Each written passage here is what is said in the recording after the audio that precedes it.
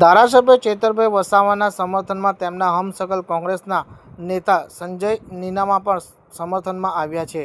ધારાસભ્ય ચેતરભાઈ વસાવાને 7 વર્ષની રાજપીપળા કોર્ટે સજા કરતા આમ આદમી પાર્ટી, કોંગ્રેસ અને અન્ય આદિવાસી નેતાઓ પણ તેમના સમર્થનમાં આવી રહ્યા છે. ત્યારે કેટલાક ગામોમાં વિરોધ પ્રદર્શન પણ કરવામાં આવી રહ્યું છે અને વિડીયોના માધ્યમથી મહત્વના નિવેદન પણ આપી રહ્યા છે. ત્યારે ધારાસભ્ય ચેતરભાઈ વસાવાના હમશકલ કોંગ્રેસના નેતા સંજય નીનામા પણ ધારાસભ્ય ચેતરભાઈ વસાવાના સમર્થનમાં વિડીયો જાહેર કર્યો છે અને તેઓ દ્વારા શું કહેવામાં આવ્યું છે, સાંભળો તેમના શબ્દોમાં.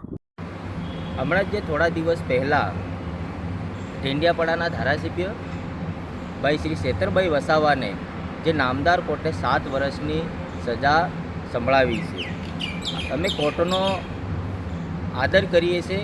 કોર્ટે જે પણ નિર્ણય કર્યો હશે, પણ ચેતરભાઈ વસાવા એક આદિવાસી સમાજ માટે લડે છે અને આ ભારતીય જનતા પાર્ટીની સરકાર ખોટા કેસો કરી અને આદિવાસીનો અવાજ દબાવવા માંગી રહી છે. ત્યારે સમગ્ર આદિવાસી સમાજ થકી અને સમગ્ર યુવાનો થકી અમે ચેતરભાઈને સમર્થન કરીએ છીએ. ચેતરભાઈ વસાવા એક સમાજનો આગેવાન છે. સમાજના હકો માટે હરેક જાતિ સાથે ઊભા રહે છે. માટે અમે ચેતરભાઈ વસાવાને સમર્થન કરીએ છીએ. સાથે જ આવા ઘણા નેતાઓ કે જે આદિવાસી સમાજનો અવાજ ઊભો કરવા જાય છે, ત્યારે આ ભારતીય જનતા પાર્ટીની સરકાર કંઈક ને કંઈક રીતે ખોટા કેસો ઊભા કરી અને આદિવાસી સમાજના યુવાનો હોય કે નેતા હોય એમનો અવાજ દબાવવાનું કામ આ સરકાર કરી રહી છે. આજે જે ચેતરભાઈ સાથે થયું એ ખૂબ દુઃખદની વાત છે, પણ અમે સૌ આદિવાસી સમાજના આગેવાનો માનીને ચેતરભાઈ વસાવાના પરિવાર સાથે છીએ. અમારી જ્યાં જ્યાં જરૂર પડશે ત્યાં અમે ચેતરભાઈના પડખે ઊભા રહીશું. એક સમાજના ભાઈ તરીકે અમે ચેતરભાઈ વસાવાને સમર્થન આપીએ છીએ. પાર્ટી કોઈ પણ હોય, પણ સમાજની વાત આવે ત્યારે અમે એક સમાજના ભાઈ તરીકે, સમાજના આદિવાસી સમાજના આગેવાન તરીકે અમે ચેતરભાઈ વસાવાને સમર્થન આપીએ છીએ.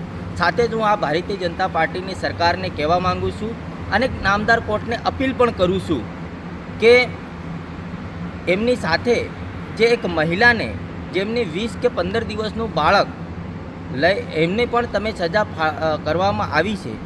આ મહિલાને ક્યાં રાખી છે એ અમને તો ખબર નથી, પણ કદાચ આ મહિલાને એનું નાનું બાળક છે તો હું સરકારશ્રીની વિનંતી કરું કે આ મહિલાને પોલીસ સુરક્ષા સાથે એમને કોઈ સિવિલ હોસ્પિટલમાં સારવાર આપવામાં આવે કે અન્ય કંઈ સુરક્ષિત જગ્યા પર રાખવામાં આવે.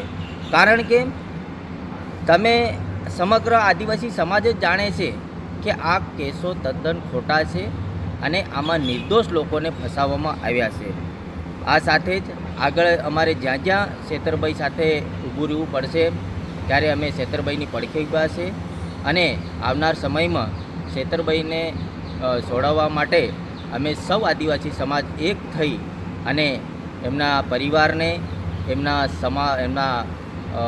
વિસ્તારના લોકો સાથે અમે સતત એમની પડખે ઊભા રહીશું.